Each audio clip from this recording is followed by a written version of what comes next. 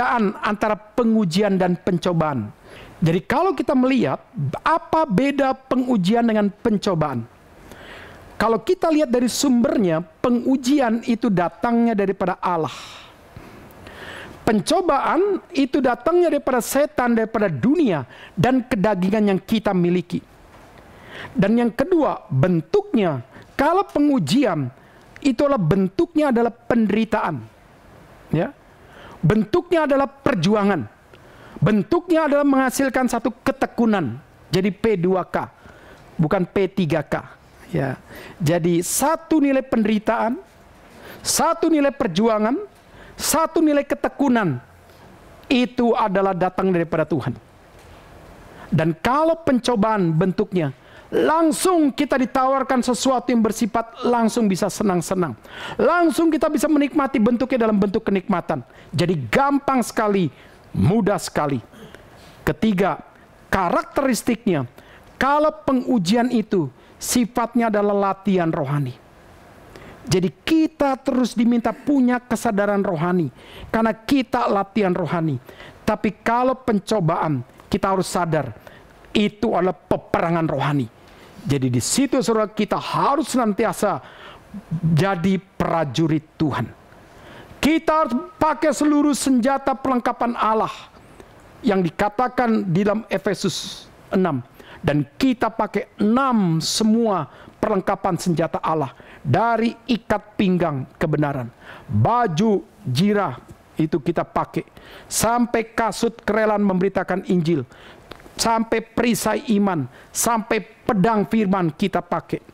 Dan kalau yang tujuannya pengujian pertumbuhan iman, tapi kalau pencobaan ujung-ujungnya adalah kehancuran iman.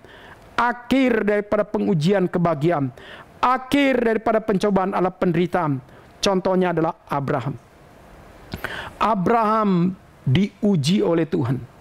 Di dalam istilah LAI memakai istilah pencobaan. Yang lebih tepat adalah Abraham diuji oleh Tuhan. Diuji untuk bagaimana Ishak dibawa ke Gunung Moria. Karena Abraham terlalu sibuk perhatiannya terhadap Ishak. Lupa akan Tuhan. Terlalu mengasihi Ishak, lupa mengasihi Tuhan. Jadi perlu diuji lagi imannya. Ya. Dan setelah itu Abraham menoleh, baru lihat ada domba jantan yang tanduknya tersangkut. Dan disitulah akhirnya kita tahu domba jantan itu yang dipersembahkan. Nah di sini saudara kita lihat, kadang-kadang Tuhan menguji kita karena kita sudah tidak fokus dalam hidup bagi Tuhan. Kadang-kadang Tuhan menguji kita karena kita tidak lagi punya kemurnian untuk memprioritaskan Tuhan. Jadi di dalam konteks 1 Petrus, umat Tuhan diuji supaya mereka diketahui ketangguhan iman mereka, kemantapan iman mereka menghadapi penderitaan dan setiap ancaman dan setiap derita daripada orang-orang yang membuat mereka susah. Nah, kalau pencobaan kita bisa melihat dalam Matius 4, di mana Tuhan Yesus yang tadi saya katakan juga dicobai. Jadi engkau bisa melihat setan pun bisa mencobai Tuhan Yesus. Menjadi pertanyaan, mereka tahu gak kalau itu Tuhan Yesus? Tahu. Coba lihat, dari mana kita tahu? Jikalau engkau anak Allah, jatuhkanlah dirimu. Karena ada yang tertulis, malaikat di surga akan menopangmu. Jadi saudara, setan tahu tetapi seolah-olah dia masih mau mencobai. Itulah setan. Jadi di Yakobus dikatakan, jikalau engkau tahu Allah itu satu, setan pun itu tak tahu. Berarti saudara, setan belajar. Setan punya pengetahuan tapi tidak menyelamatkan. Jadi jangan bangga engkau punya pengetahuan teologi tentang Tuhan. Hati-hati, pengetahuan tidak menyelamatkan. Tapi pengetahuan yang membuat engkau beriman. Dan imanmu, akhirnya seluruh pengetahuan engkau tundukkan kepada nilai daripada ketuhanan yang benar. Itu yang membuat engkau beriman. Jadi bukan berarti kita tidak perlu belajar. Kita tetap perlu belajar. Tapi belajar, tahu tentang Tuhan, supaya kita makin beriman. Bukan kita belajar, tahu tentang Tuhan, supaya menunjukkan kita hebat. Justru menunjukkan engkau orang Farisi. Mari kita baca bagian ini. 1, 2, 3, iya. Mengapa Rasul Petrus berkata, janganlah kamu heran akan nyala api siksaan yang datang kepadamu sebagai ujian. Api bisa menjadi simbol kehadiran Tuhan. Musa dipanggil oleh Tuhan melalui api yang membara di padang belantara. Dan umat Tuhan berjalan ketika dia melihat tiang api, tiang awan itu mulai bergerak.